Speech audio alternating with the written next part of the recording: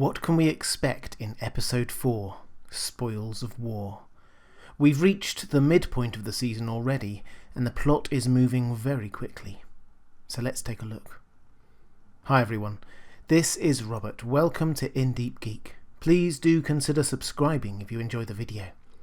This is my preview for Season 7, Episode 4 of Game of Thrones, Spoils of War.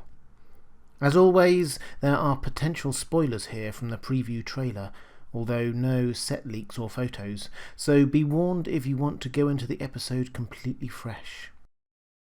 Clocking in at only 50 minutes, this episode is actually shaping up to be the shortest episode of Game of Thrones ever. But given the rate at which we have been rattling through the plot so far this season, we definitely shouldn't be expecting any let up in pace.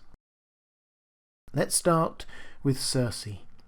Things have been going well for her so far in Season 7, and her cunning plan to take all the gold from Highgarden and transport it down the Rose Road to King's Landing to pay the Iron Bank seems to start off well in this episode.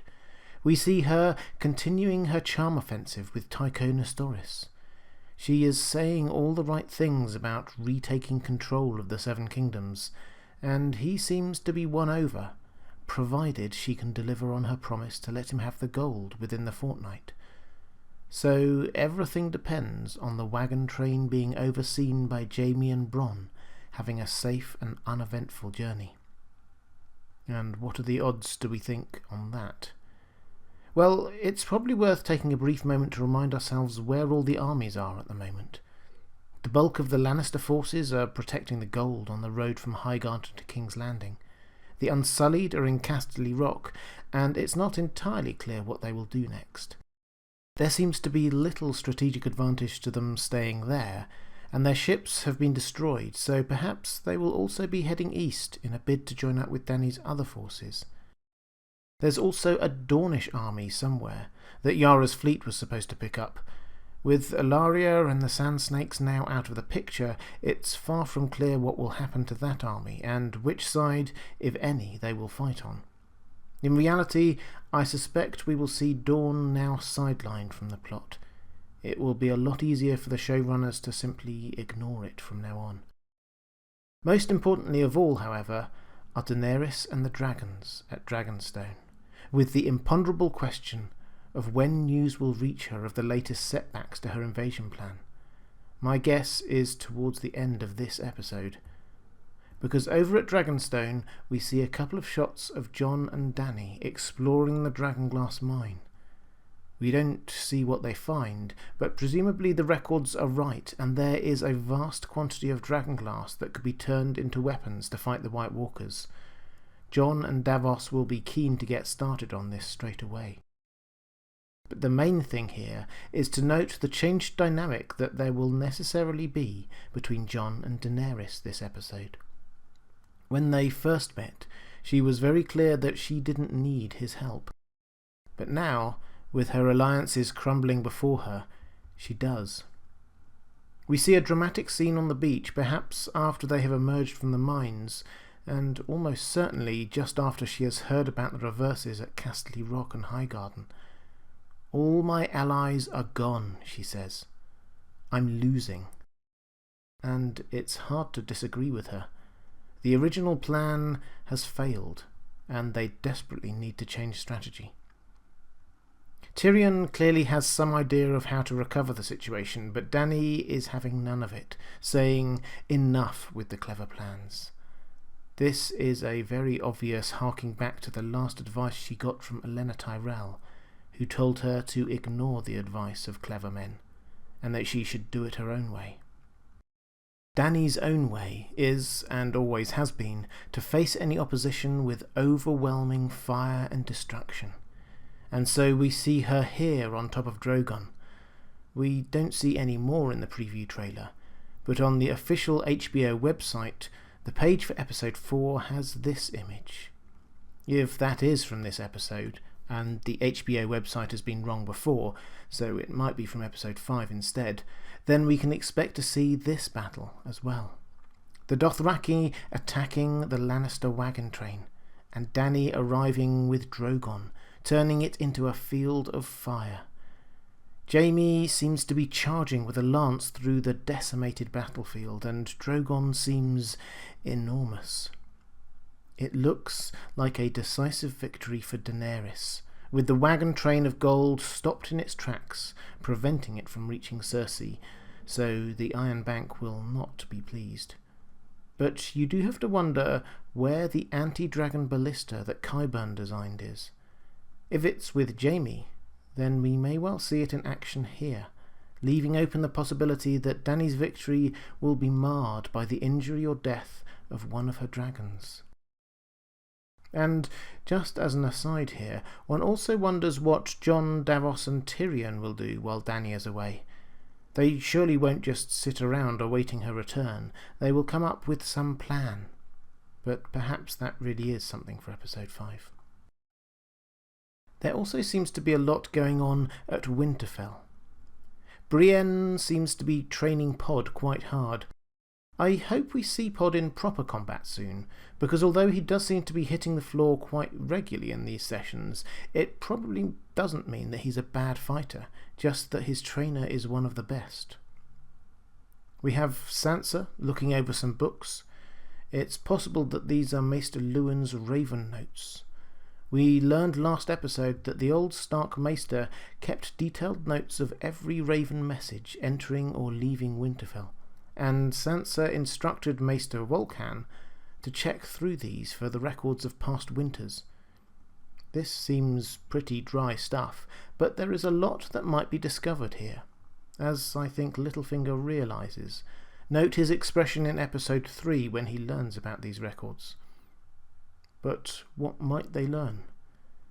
The records will almost certainly include a reference to Lysa Arryn's letter to Catelyn Stark, trying to set the Starks and Lannisters against each other. Cat burned it after reading it, but Maester Luwin was there and heard what it said.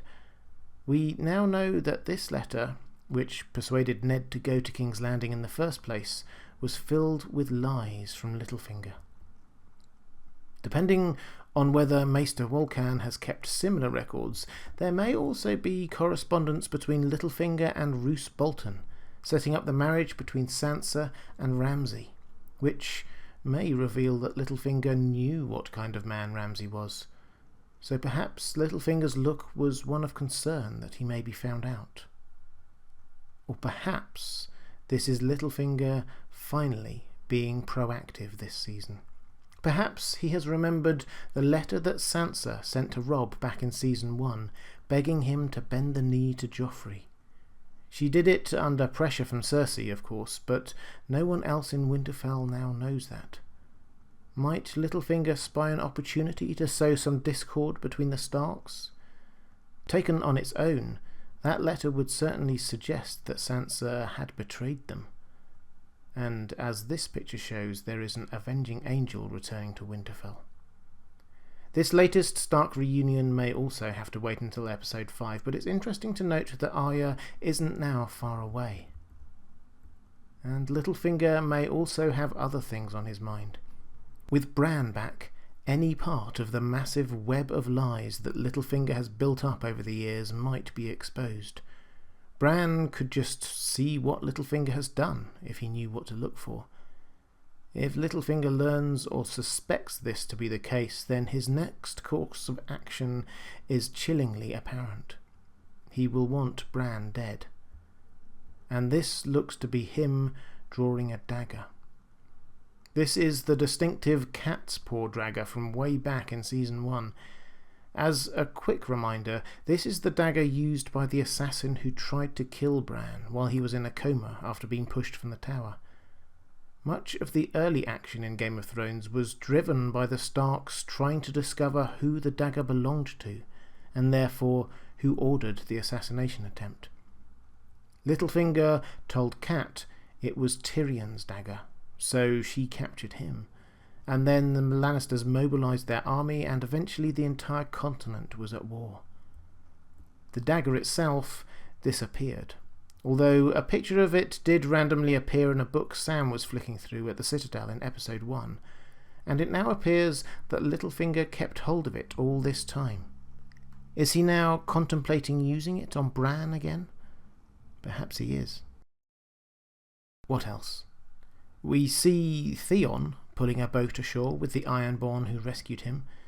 It's not very clear where this is or exactly what's going on, but it appears to be linked to this picture from the Season 7 trailer.